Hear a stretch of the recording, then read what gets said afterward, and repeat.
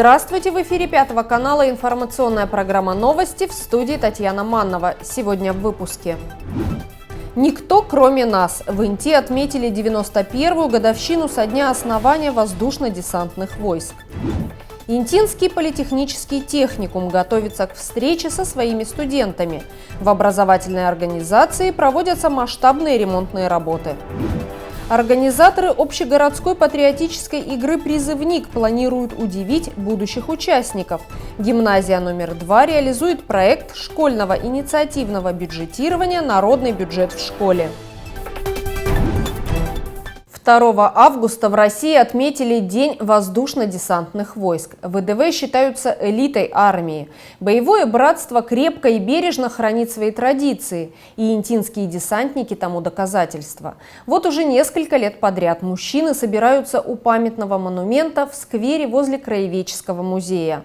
Силами интинских десантников здесь несколько лет назад появился монумент, посвященный командующему ВДВ Василию Маргелову. С тех пор ежегодно 2 августа жители нашего города собираются в сквере. В Инте десантники общаются друг с другом, дружат и постоянно встречаются. В свой праздник мужчины посетили городское кладбище, привезли подарки воспитанникам реабилитационного центра для несовершеннолетних и, конечно же, пришли на праздничное мероприятие.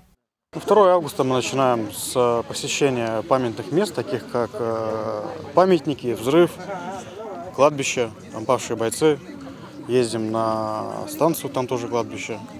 Возлагаем цветы к памятным местам. По поводу сплоченности и как я влился, группа у нас есть, там общаемся, все ребята хорошие, все друг другу помогают, участвуют в деятельности, так скажем, общества. Дружные ребята все. День начинается с утра. Сначала посещается кладбище, памятник. А после вечером собираются уже и кто дома, кто с друзьями вместе отмечается. Так как у нас народу мало на самом деле, то все друг друга знают. В принципе, вместе держатся, и группа даже есть, и все переписываются. Сплоченно, я думаю. Ярослав Акулов проходил срочную службу в Пскове в 2009 году, а Эдуард Артеев был призван в армию 7 лет назад. Он служил в Пскове и Омске. Оба мужчины волей судьбы оказались в воздушно-десантных войсках, но никогда не жалели об этом. Каждый десантник помнит свой первый прыжок с парашютом. За время прохождения службы солдаты совершают 3 учебных вылета. Никакие глаза были закрыты, страшно. Летел, да и все. Здорово, конечно. Очень здорово. Необычно здорово.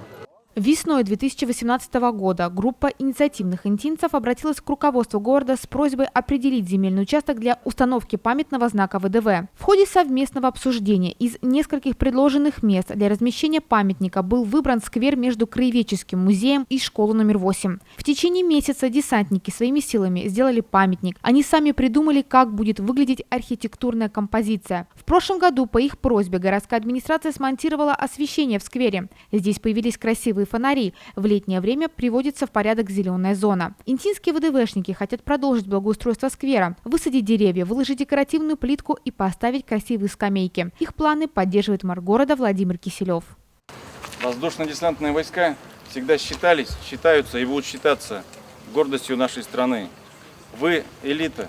Поздравляю вас с праздником. Желаю вам и вашим семьям здоровья, всего самого наилучшего, всех благ. И всегда быть под девизом «Никто, кроме нас». С праздником! В честь праздника несколько интинцев были награждены памятной медалью «90 лет воздушно-десантным войскам». Юбилейную дату ВДВ России отметили в прошлом году. Во все времена воинам крылатой пехоты доверяли самые сложные и ответственные задачи. Десантники славятся своей доблестью и несгибаемой волей. Какие-то локальные конфликты, резко решить какую-то проблему ВДВ. Возможно, больше практики, именно боевой практики. То есть меньше всяких ненужных заданий, больше, наверное, все-таки по делу. То есть стрельбы, бег, вождение боевых машин, прыжки. Меньше, как говорится, подметания улиц. День воздушно-десантных войск не случайно отмечается 2 августа. В этот день в 1930 году на учениях Московского военного округа под Воронежем впервые для выполнения тактической задачи было десантировано на парашютах подразделение в количестве 12 человек. В сентябре в стране пройдут выборы депутатов Государственной Думы Российской Федерации 8-го созыва. Всего на территории Интинского округа сформированы 24 участковые избирательные комиссии, 23 постоянные и 1 временная. Если граждане проживают или временно будут находиться не по месту регистрации, они могут принять участие в выборах на любом удобном для них участке по месту нахождения. Участковые избирательные комиссии приступят к работе 8 сентября и закроются, как только будут подведены итоги голосования. Режим работы комиссий в будни с 16 до 20 часов, в выходные с 10 до 14 часов. Выборы будут проходить 3 дня с 17 по 19 сентября в соответствии с рекомендациями Роспотребнадзора в условиях эпидемиологической ситуации. В связи с распространением новой коронавирусной инфекции особенную актуальность приобретает подготовка помещений для голосования с точки обеспечения санитарно-эпидемиологической безопасности. На подходе к помещению для голосования будет организован температурный контроль. В связи с этим избирательные участки оборудуются бесконтактными термометрами. Перед проходом к помещению для голосования будет оборудован пункт, на котором обеспечивается дезинфекция рук. Участники голосования и выдача участника голосования санитарного набора, включающий в себя одноразовую маску, перчатки и индивидуальную ручку. Члены УИК точно так же будут обеспечены. Это будут защитные экраны либо для лица, либо защитные экраны на столе. Обязательно будет в нужном количестве одноразовые маски. Маски надо менять не реже, чем 1 раз в 3 часа. Будут перчатки. У членов участковой комиссии обязательно на столах должна стоять питьевая вода, одноразовые стаканы и индивидуальные письменные принадлежности. Проголосовать можно будет на любом избирательном участке, который удобен. Если он выбран не по прописке, то надо со 2 августа по 13 сентября подать заявление через Центр «Мои документы», портал госуслуг или избирательную комиссию. Нововведение этих выборов депутатов Государственной Думы Федерального собрания Российской Федерации 8-го созыва, то, что они будут проходить у нас 17, 18 и 19 сентября. Это первый раз за всю историю выборов Государственной Думы. Со 2 августа по 13 сентября наши избиратели, которые будут находиться вне зоны своего жительства, могут реализовать свое избирательное право, подать личное заявление в территориальную избирательную комиссию. Еще раз повторить хочу, это с сегодняшнего дня. Значит, помимо того, что мы принимаем заявление территориальная комиссия, со 2 августа по 13 сентября эти заявления также можно подать в МФЦ и в едином портале государственных и муниципальных услуг. Режим работы территориальной комиссии, начиная со 2 августа по 13 сентября, еще раз повторю, что это пункт приема заявлений. Режим работы с 8 до 8 вечера. Выходные дни это с 10 до 18 часов. Все интересующие вопросы интинцы могут задать специалистам территориальной избирательной комиссии по телефону 621 69 или в городской администрации по адресу улица Горького, дом 16, кабинет 102. В Республике Коми стартовала программа «Гектар для жителей арктической зоны», в которой задействованы 4 муниципалитета региона – Воркута, Инта, Усть-Цильма и Усинск. Глава Коми Владимир Уйбов в своем видеообращении рассказал, кто может воспользоваться землей и как подать заявление на оформление арктического гектара. Вот в этой программе будет задействовано 4261 гектар.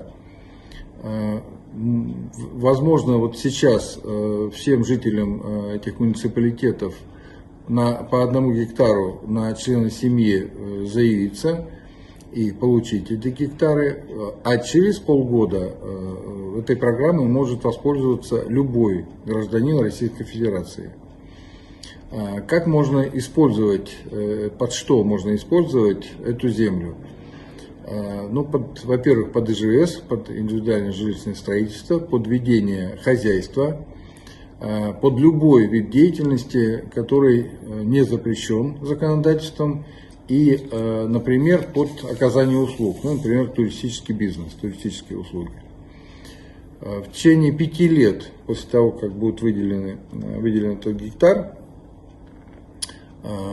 человек должен показать, что он действительно осваивает эту землю, и тогда, через 5 лет, эта земля может поступать уже в собственность человека или в долгосрочную аренду.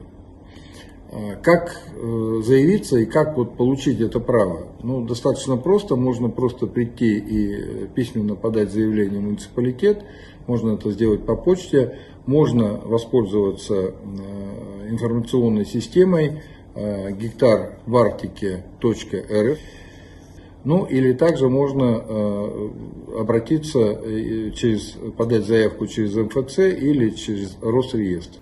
Жителю Инты, который выращивал в своей квартире коноплю, вынесен приговор. Суд рассмотрел уголовное дело в отношении 26-летнего мужчины и признал его виновным в совершении преступлений: незаконное хранение и сбыт наркотических средств, предоставление помещения для употребления наркотиков.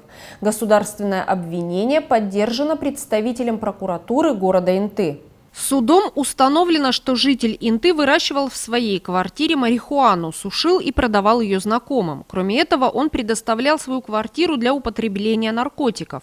Вину в содеянном молодой человек признал. Суд назначил ему наказание в виде 3 лет 6 месяцев лишения свободы с отбыванием в исправительной колонии общего режима. Приговор не вступил в законную силу. Расследование по делу провел ОМВД России по городу Инте. До начала нового учебного года остается меньше месяца. Пока школьники и студенты отдыхают на летних каникулах, в образовательных организациях кипит работа. Масштабные капитальные и косметические ремонты проводятся в детских садах, школах, гимназиях, лицее и политехническом техникуме. Ремонтируются кровли, несущие конструкции, инженерные сети, входные группы, наводится чистота и порядок в кабинетах, коридорах и мастерских. На протяжении 1,5 месяцев в Интинском политехническом техникуме ведутся масштабные ремонтные работы. Кровля здания нуждалась в капитальном обновлении уже давно. С момента постройки образовательного учреждения, а это более 40 лет, крыша не видела ремонта. С каждым годом протечки становились все больше и существенней. Страдали внутренние помещения. Силами работников учреждения и косметическими ремонтами уже невозможно было привести здание в порядок. Течь затронула все 4 этажа, достигая гардероба. Угол здания образовательного учреждения, находящийся над главным входом, осыпался и представлял опасность. Последний учебный год подход к главному входу был перегорожен. Студенты и коллектив ИПТ пользовались запасным выходом. Я начал бить тревогу, наверное, лет 5 назад уже по этой кровле, когда уже начались необратимые процессы и могла вообще произойти обрушение несущей стены. Это увидела прокуратура нашего города, они сделали предписание, отправили в Минимущество и Минобраз, потому что все-таки это имущество государственное и стоит на балансе республики. Они отвечают за это все. А мой просто балансодержатель, моя задача была выбить деньги. Вот чем я занимался все эти годы. К ремонтным работам подрядная организация приступила в середине июня, сразу после того, как учащиеся вышли на летние каникулы. Объем 530 квадратных метров кровли, надо было снять полностью старую кровлю и 2 слоями постелить новую кровлю. Общий объем финансирования для этого предусмотренной сметой 3,5 миллиона рублей. Но в процессе производства работ выявились какие-то существенные недостатки, которые не могли мы увидеть, когда делали обследование. Поэтому пришлось сделать дополнительную смету еще на 260 тысяч рублей. За 1,5 месяца Ухтинская строительная компания произвела разборку покрытий старой кровли и устройство выравнивающей стяжки. Рабочие восстановили вентиляционные шахты и сточные системы, дефлекторы и слуховые окна. На ремонт кирпичной кладки стен разрушающегося фасада ушло порядка 15 кубов материала. Это более 5000 кирпичей. Ребята работают практически круглые сутки. Но все заключается сложность в том, что погодные условия, климатические условия тормозят работы. Во время дождя нельзя делать кровлю, стелить рулонную. Поэтому срок окончания работ, согласно государственного контракта, 30 июля. Но, скорее всего, придется, наверное, на неделю его продлевать, потому что это не от них зависит уже. Это чисто наши климатические условия не дают быстро это все сделать. В ближайшее время строители приступят к завершающему этапу – укладке рулонной кровли гидростеклоизолом и усилению конструкции кирпичных стен стальными тяжами. После завершения работ по кровле начнем заниматься внутренними отделочными работами, которые мы не могли делать до тех пор, пока не будет готова кровля. То есть деньги просто на ветер бы пустили и все. И потом пришлось все переделывать. Поэтому ждем, когда завершится работы по кровле, и начинаем сразу внутреннюю отделку. Холлы, рекреации, галерея. Это все тянется только из-за этой кровли. Интинский политехнический техникум – единственное образовательное учреждение города, дающее возможность приобрести профессию уже после 9 класса. Естественно, оно пользуется популярностью у молодежи. Периодически руководство учреждения, ведя мониторинг популярности профессий, открывает новые специальности. Стабильный контингент составляет от 200 до 300 студентов. Если в том году мы набирали всего 2 группы, 50 человек, в этом году я смог добиться от Министерства образования, чтобы нам дали работу 90 человек. То есть 4 группы набираем. Значит, первая группа – это слесарь по ремонту автомобилей, водитель категории «Б». Вторая группа – повар-кондитер. И третья группа – мастер жилищно-коммунального хозяйства. Вот хочу на этом остановиться. Это вообще уникальная группа, которую нам удалось получить лицензию на эту группу. То есть выпускники этой группы получают на выходе сразу 3 профессии. Это электрогазосварщик, электромонтер по осветительным сетям и третья слесарь-сантехник. Если раньше это было отдельные, то есть на каждую вот эту специальность надо было учиться 3 года. Сейчас все это объединили и назвали ее, называется мастер ЖКХ, мастер жилищно-коммунального хозяйства. Группа, я еще раз повторюсь, уникальная по возможностям. Работать можно везде, где угодно. То есть по любой профессии ты можешь работать где хочешь. Ничего такого нету. И 4-ю группу мы набираем, это заочное отделение, экономика и бухгалтерский учет. Все группы, они бюджетные, то есть они бесплатные, финансируются за счет республиканского бюджета. Прием документов осуществляется до 15 августа. Отправить пакет документов электронно, а также получить подробную информацию можно через сайт учреждения. Несколько общевойсковых защитных комплектов, противогазов, санитарных сумок, компасов, разных видов носилок и макетов автомата Калашникова. Контрольные пункты общегородской патриотической игры «Призывник», которая ежегодно проводится на базе гимназии номер 2, укомплектованы всем необходимым. Образовательная организация приняла участие в республиканском конкурсе школьного инициативного бюджетирования «Народный бюджет в школе». Прошла региональный отбор и приступила к реализации проекта. Патриотическая игра «Призывник» с элементами ОБЖ проводится в Инте уже несколько лет и пользуется большой популярностью. В ней принимают участие не только школьники из разных общеобразовательных организаций, но и их родители и учителя. В прошлом учебном году гимназисты вместе со своими наставниками решили доработать проект и внести ряд корректив. Юные активисты представили свою идею на региональном уровне и получили одобрение. В рамках подготовки к этому конкурсу было очень много предложений, было очень много идей, то есть мозговой штурм был и у учащихся, и у педагогических работников, потому что это было впервые. Что это, как это народный бюджет в школе.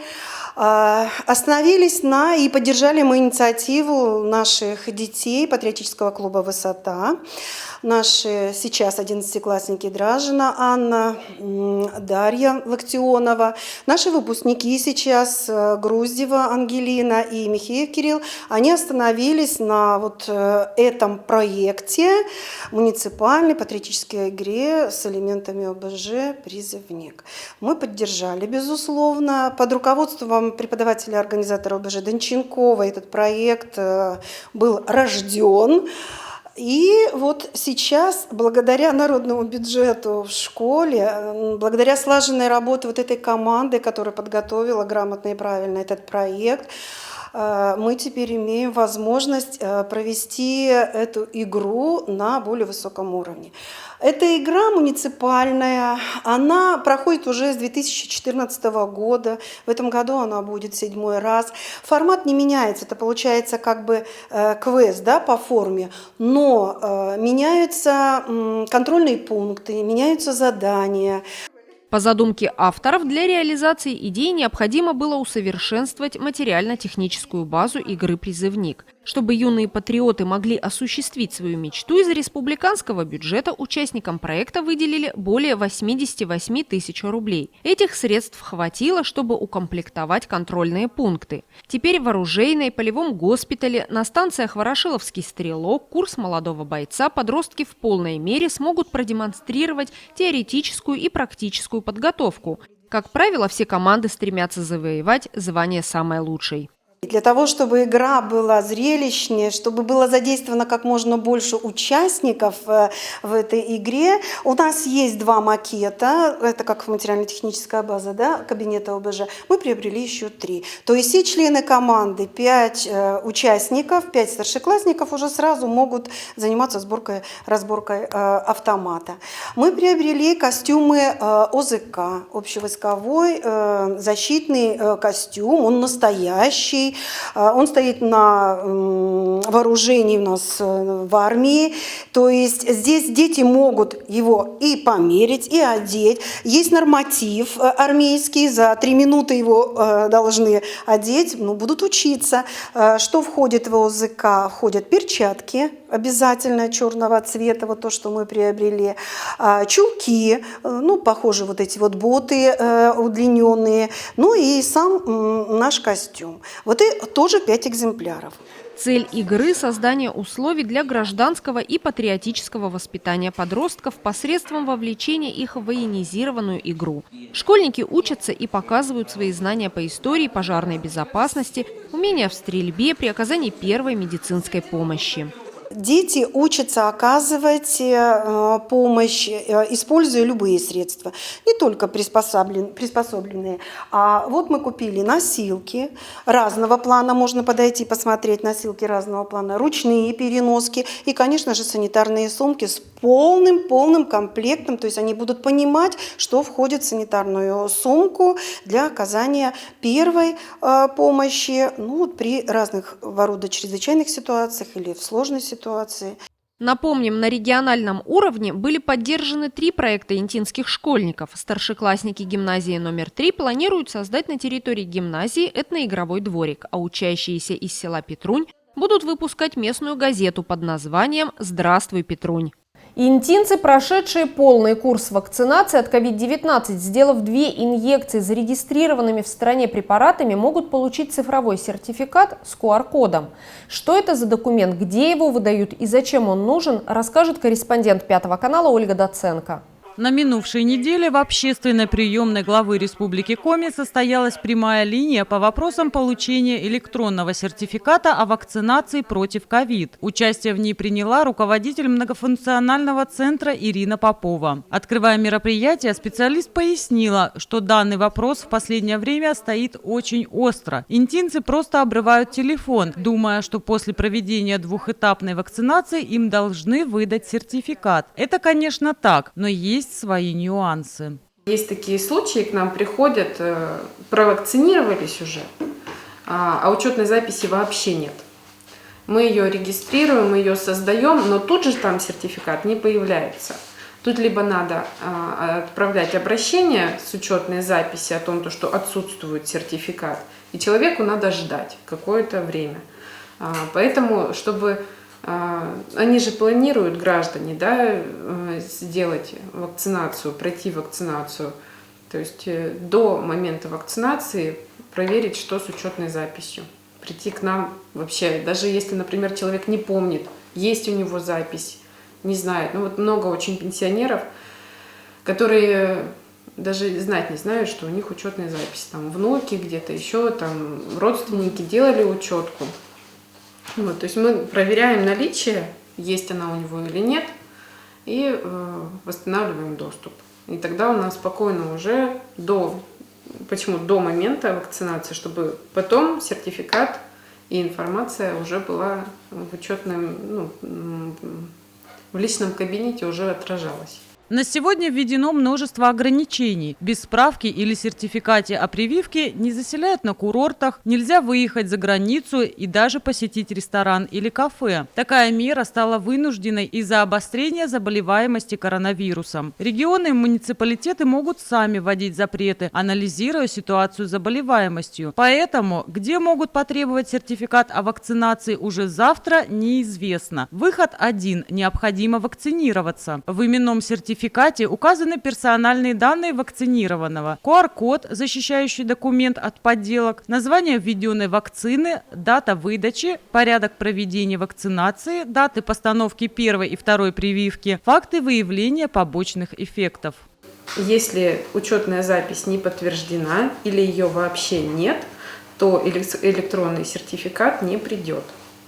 Это значит, что нужно завести подтвержденную учетную запись до первой прививки. Человек может прийти к нам, мы его зарегистрируем на портале госуслуг и сразу подтвердим учетную запись. Или он может самостоятельно зарегистрироваться и прийти к нам, мы подтвердим учетную запись. Если учетная запись уже существует, когда-то и пользовались, знаете, что она там подтвержденная, но потеряли пароль, тоже можно прийти к нам для восстановления доступа на портал госуслуг, для восстановления доступа к учетной записи.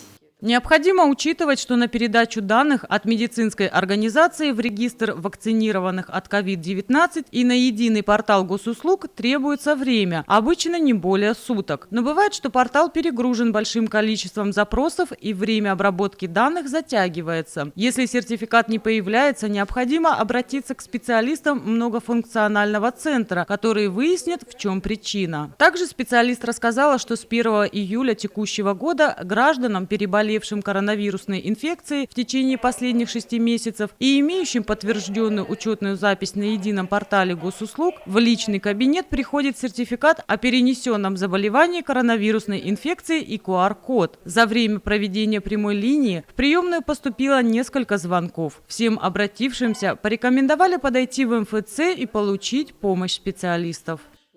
Это все, о чем мы хотели рассказать вам сегодня. Смотрите новости на 5 канале и будьте в курсе значимых событий Инты. Всего доброго и до свидания.